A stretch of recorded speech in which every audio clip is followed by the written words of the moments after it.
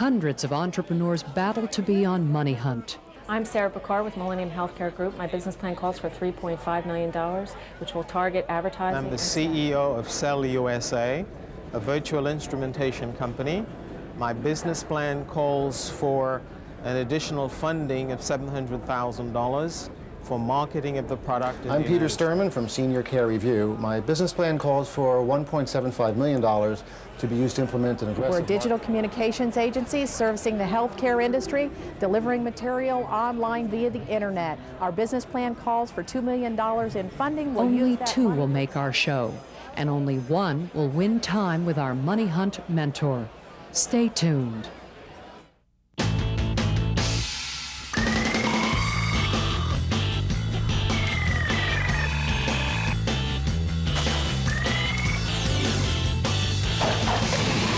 Money Hunt is brought to you by Excite.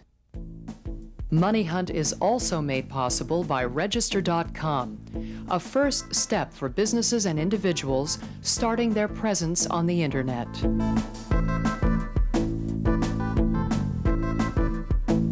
And Jordan Industries, acquirers and builders of entrepreneurial ventures in a variety of industries.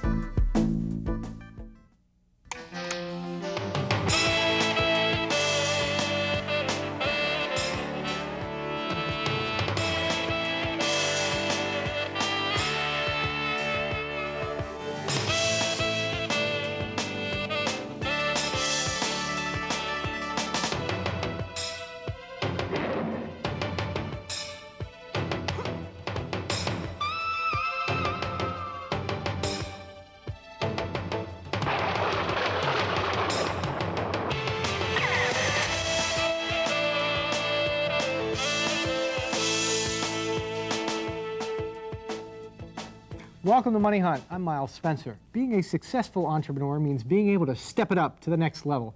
It takes a total belief in your idea, your company, and in yourself. So let's find out who's got what it takes, because it's time to play Money Hunt. I'm Cliff Ennico. We challenge entrepreneurs from around America to come on this show and prove to us that they've got the right stuff. They try to impress us. We try not to be impressed. At the end, we select one of our guests to receive some free help and guidance from our Money Hunt Mentor. And that would be Wei Hua Chen, a partner at a private equity investment management company in New York City. Welcome back to Money Hunt, Wei Hua. Thank you very much.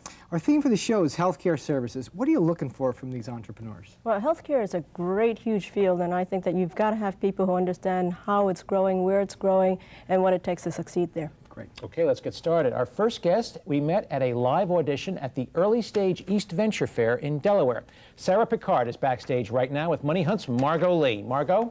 Sarah, welcome to Money Hunt. Thanks for having me, Margo. How much capital does your business plan call for? My plan calls for $3.5 million. What are you going to emphasize today about your company?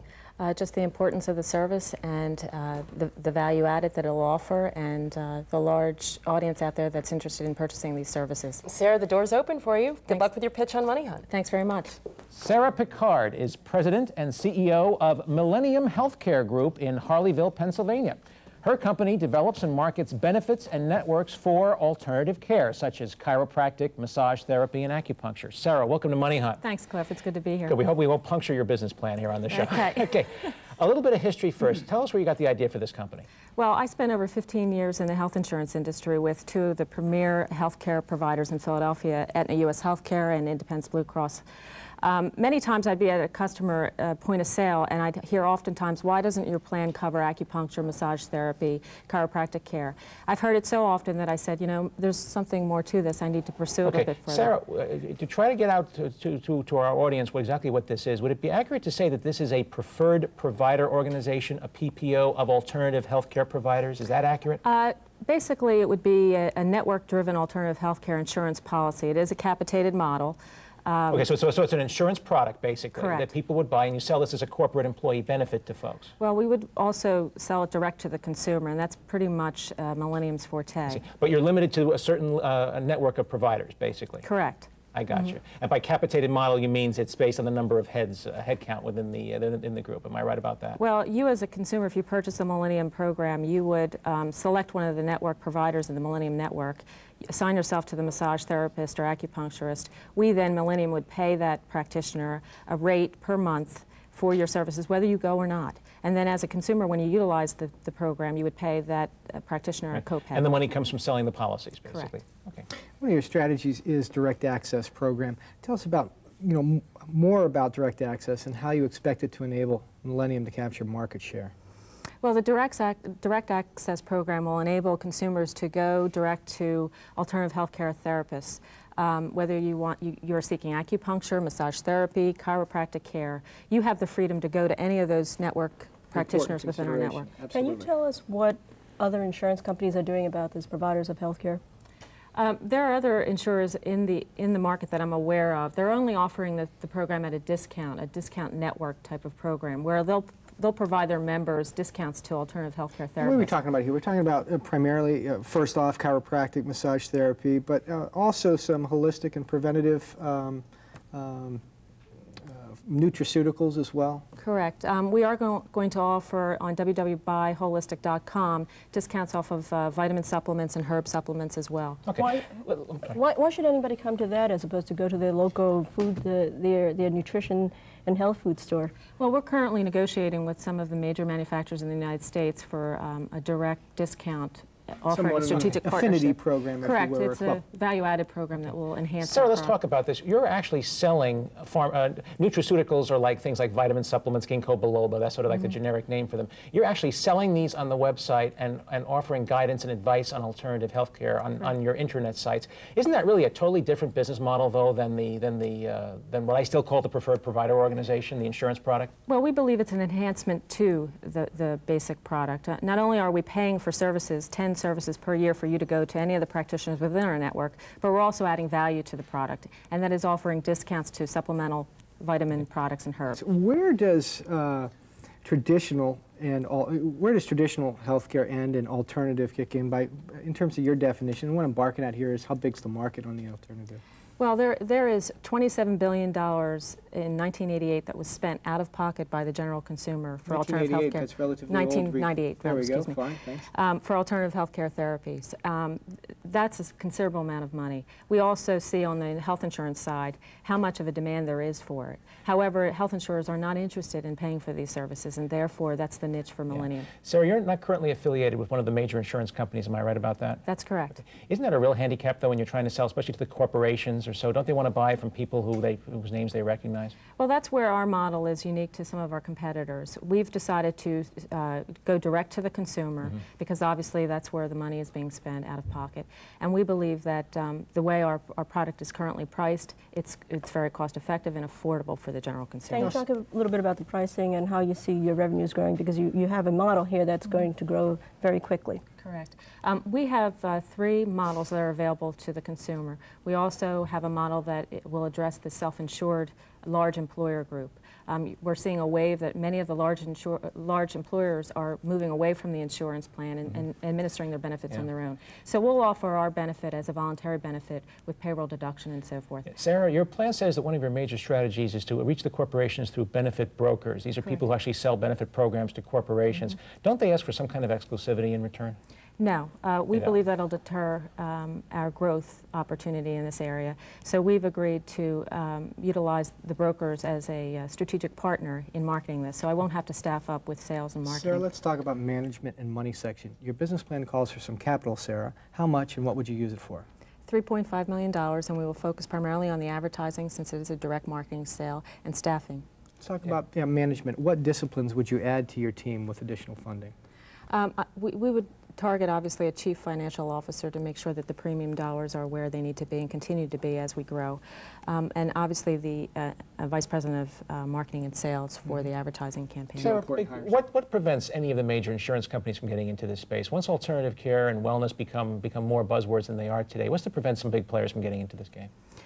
Well, primarily they're led with the challenge right now of maintaining their medical cost ratio, and that's the traditional basic benefits for traditional health insurance, and they're not really looking to add more administrative expense to that. So as it relates to Millennium, there is potential here that we could offer, they would offer an outsourcing type of program to Millennium and utilize our services. I'm sorry. Can you tell how you set yourself apart from other things like the alt medicines, Dr. Coops, and all of the other available sources of information? Well, primarily Millennium is offering a prepaid benefit to consumers to purchase. You're entitled to 10 visits to any of the network providers within our network. We believe that the program is priced extremely competitively. If you do the math, you can select a program anywhere from $289 to $350 per plan. You can go when you like, as often as you like. Also, after you've reached your benefit limit of 10, you will then get a discount of anywhere from 20 to 30% off your office visit. Sarah, thanks for coming in. It's Thanks quite a healthy idea. We're going to take a short break, come back with our second entrepreneur right after this. Hi, I'm Robin Schatz from Business Week Frontier with a tip for entrepreneurs. If you put off getting a pension plan for your small company, stop procrastinating. A 401k plan is good for you, and it will help you attract and keep employees. Fortunately, affordable options are growing. To comparison shop, look at fee structures and investment choices. Ask whether startup fees are based on the number of eligible employees or participating ones. And watch out for funds where the expense ratio exceeds 1.5%. Welcome back to Money Hunt. We've got email. Christopher Lurman watches us on WETA, Washington, D.C. An investor is interested in financing my technology business, but says he wants to outsource a piece of the financing. What does this mean, and is it a problem? Okay, basically it means he wants to share his risk in the investment by selling pieces of it to other investors. And that's fine as long as it's clear that you're dealing only with him, the person that you know and trust. If what he wants to do is bring 12 people into a room and say, okay, now issue 5 shares to him, 5 shares to her, 10 shares to her, 15 shares to him, don't take that deal because it puts you in the position of dealing with a multi-headed monsters and more shareholders than you want at this stage in your development. If you have a question for us, you can reach us now at the web on excite.com. Just type Money Hunt when you get to the search button. Our next guest, Peter Sturman, is backstage with Money Hunt's Margot Lee. Peter, welcome to Money Hunt. Thanks very much. How much capital does your business plan call for? $1.75 million. How many times would you say you've pitched this business plan? About a handful of times. Ever done it on television? Not yet. Okay, well, these guys are tough. We'll see how it shakes out. Great. Door's opening, Peter. Thank Good luck you. with your pitch. Thank you. Peter Sturman is president and CEO of Senior Care Review in Laguna Beach, California. His company has created a service to help people find out information about nursing homes, assisted living, and other elder care facilities. Peter, welcome to Money Hunt. Thanks very much. Tell us a little bit about how this company got started. Where'd you get the idea? Well, I come out of the healthcare arena in a variety of settings in healthcare and managed healthcare. About 3 years ago, we had to place my mom in a nursing home. Alzheimer's, diabetes, she was worsening. And we found a couple of things in that process. One, we found that you can't tell a book by its cover. You don't always get what you pay for. And you really can't rely on the state licensure or the federal government accreditation survey data to be meaningful comparison points. And essentially, we found that the consumer has nowhere to turn for good, objective, current, and customized information. So I understand you brought a little presentation from your website. Why don't we cue that up? We'll see it on the screen. Tell us what we're seeing here. Okay, well, this is the home page of the website, just welcoming folks to it. Right. And we can go on into the main page. And this introduces the consumer or the visitor to the website to the variety of services we have: facility review and evaluation services, networks of home health care, networks of geriatric care managers. Okay, next. We can go into the facility review and evaluation services for more details. Right. And here the visitor can take a look at the variety of solutions available. We have 4 different services in this arena: Locator, Briefs, Senior Care Essentials, and Senior Care Premier. We'll spend some more time on that later. Anything else to show on the website? Well, if they're still not sure what they want to do at this point, they can click here to read about some of the benefits of the features, as well as to look at a satisfaction survey. We send satisfaction surveys with all the reports. So when people order one of your products, what do they actually get? They get a report, and the report varies depending upon the type of service that they have ordered for us. Peter, walk me through the process. So let's say that I'm a potential customer. Let's say I have an elderly parent or grandparent that it's time for some kind of assisted living facility. I know she lives in a certain area. I know what she likes. She wants to be within at least a 2-hour drive of Atlantic City so she can run the slot machines or something like that. What kind of information do I give you, and how do you scale the pricing? I want to know a variety of information about what her needs are. Clinical information, medication she's on, mobility, likes and dislikes, what kind of dietary requests she might have. So we can really customize the match, customize the evaluation for her. At that point, it depends upon what service makes most sense for you. We can go from a telephone review service, and you get a report. Okay, that's the low end, right? Low end service, all the way up to extensive on-site evaluation. You actually send somebody out and you interview all the people on site. What are you pricing the low end for? Low end is $199 for a review of 3 facilities. If you want to add facilities on top of that, it's $49 per facility. And why should I go to you as opposed to go to my doctor or the hospital who's been working with my mother or father for so long? Most of the physicians aren't really aware of the nuances of the care being delivered within the local nursing homes or assisted living facilities or retirement communities. They don't visit it on a regular basis, and they certainly don't do a survey at the time for your mother, for example. So it's not a customized evaluation for her as well. They may have some basic familiarity, but not the kind of in-depth information that we're obtaining for the I consumer. see the market need for your product, but let's talk about just plain geography and the number of facilities that are out there. How are you going to be able to cover so many of them in order to develop critical mass of your information base? And then beyond that, how do you keep it current? Because I don't necessarily want information on a facility that's a year old or 2 years old. Great question.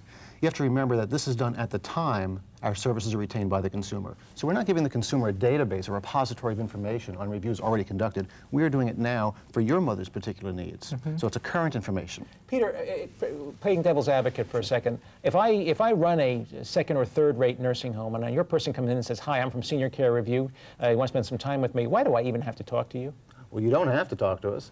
If you want the business, you may want to talk with us, but you don't have to. In fact, some facilities we've spoken with, either scheduling the on-site evaluation or the phone survey, have been a bit hesitant. Right. One facility thought I was a reporter calling for information about their facility.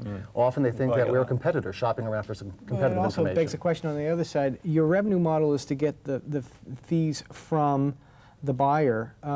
What about from the facility? Is there any financial transaction between you and the facility? Absolutely not. None whatsoever. So you've got all your pricing schedule that you've talked about.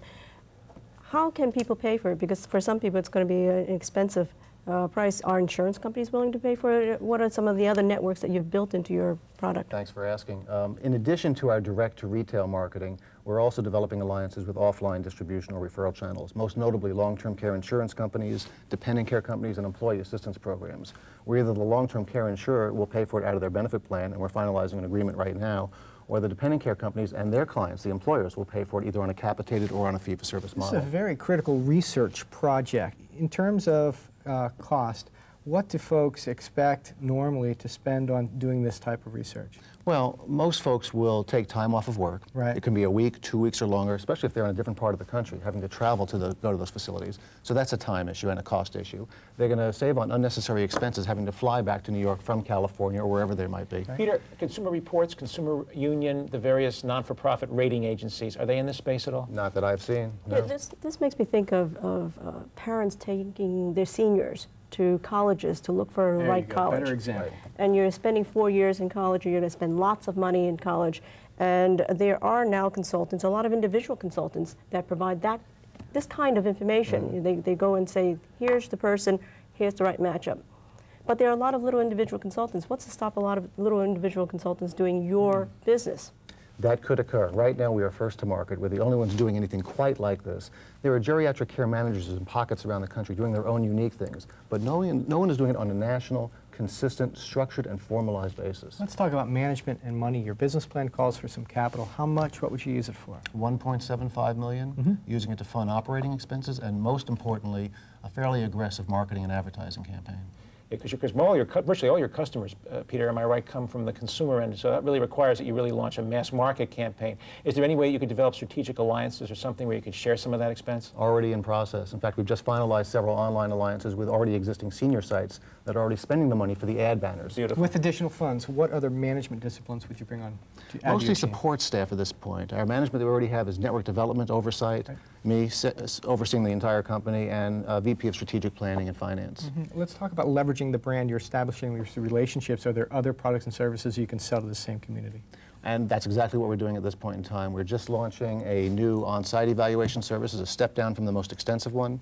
We're developing a network, finalized a network of geriatric care managers, credentialing them and offering the referrals at a discount to the consumer, so they get a discount on those services. And the same thing with home health care. Credentialing the home health care agencies, the consumer gets a discount if they receive a referral by Senior Care Review. Peter, good service, nicely presented. We're going to take a short break, be back with our partners meeting right after this. A well-drafted legal contract does not make for a good business relationship. If people want to breach a contract and think they can get away with it, they will. If your gut tells you someone lacks integrity and won't honor an agreement, walk away and look for someone else. Welcome back. It's time for our analysis section. Let's flesh these plans out. Sarah Picard, Millennium. Background in the business, very impressive. A lot of experience and speaks well about it, understands the marketplace. But I'd look for her to go to maybe a place where there's a lower barrier to entry. Maybe that affinity group program on the web might be a place to start. She's been looking for the capital for quite some time. There's some disconnect there. I don't quite understand what it is. Well, I think part of the thing, Miles, is that she's got two separate businesses. She's got the employee benefit, the alternative healthcare provider network, which kind of operates like a PPO, although not exactly. But she's also got the internet site where she's selling pharmaceuticals, basically, and advice on homeopathic medicines and other types of things. Those are two entirely different business plans, and I think if she's going to move to the next level, she's going to have to pick one and really stick with it. My vote would be the benefit plan because she doesn't have a lot of competition in that space. I actually thought that there were 3 businesses there, which really means that she's got a lot of energy, but there's not enough focus. And you've got to narrow down, especially when you're starting out, to focus on what is your business, because there's the information which hopefully will draw in with the insurance as well as the affinity, and then there's the products, so maybe there are four lines of business. And let's talk about that benefit product for a minute. I mean, right now she's selling it to individual consumers, which is great. You can do that, but it's a mass market technique. It's going to cost a lot of money to get to those eyeballs.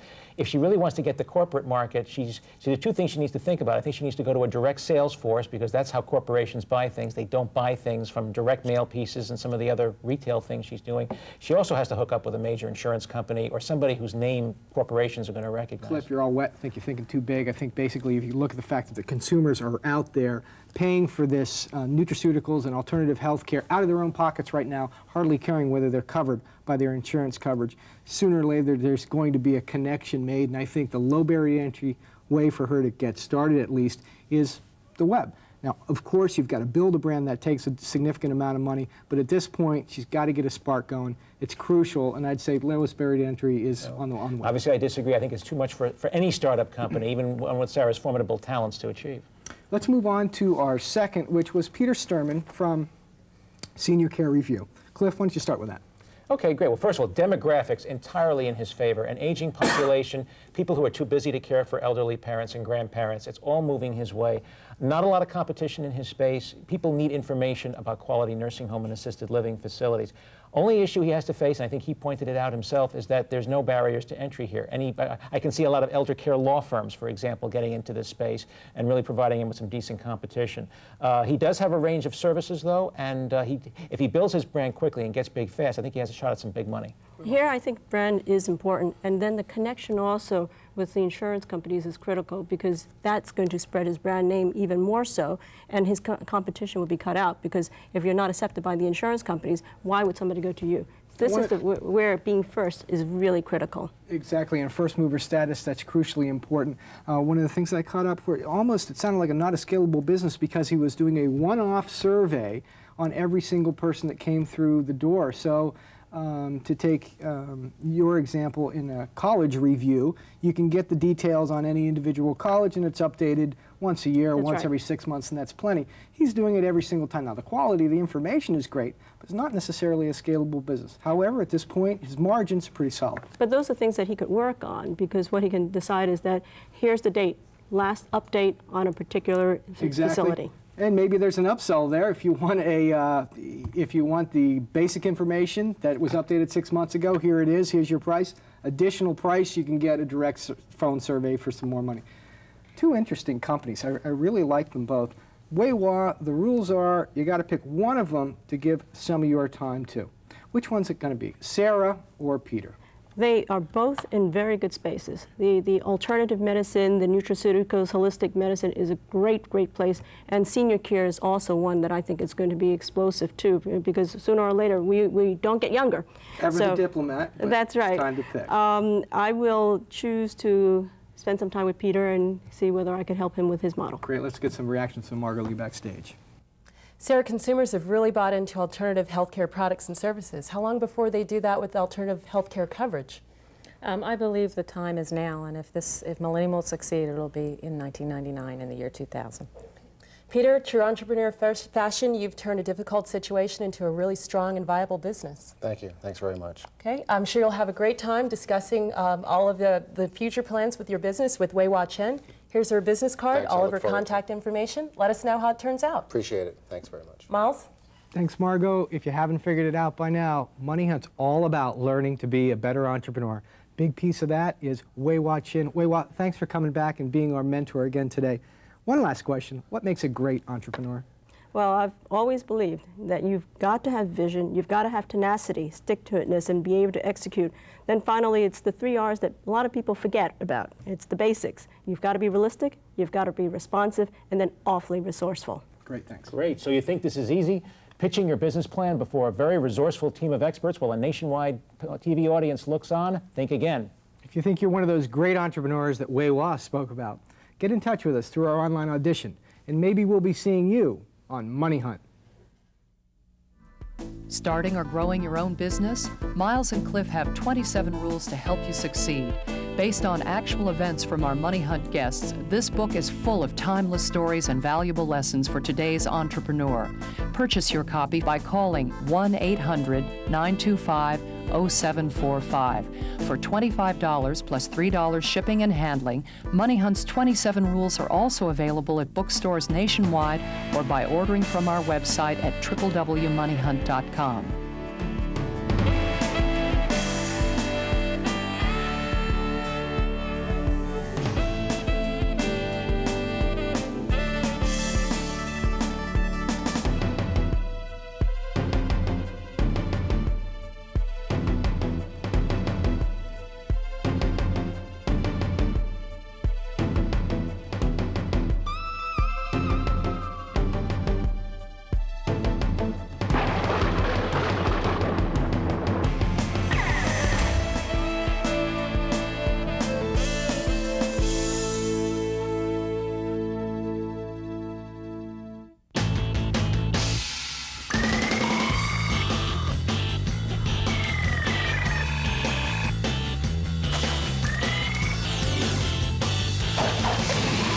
Money Hunt is brought to you by Excite.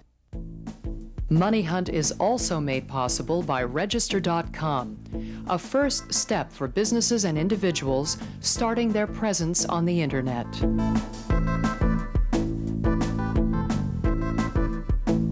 And Jordan Industries, acquirers and builders of entrepreneurial ventures in a variety of industries.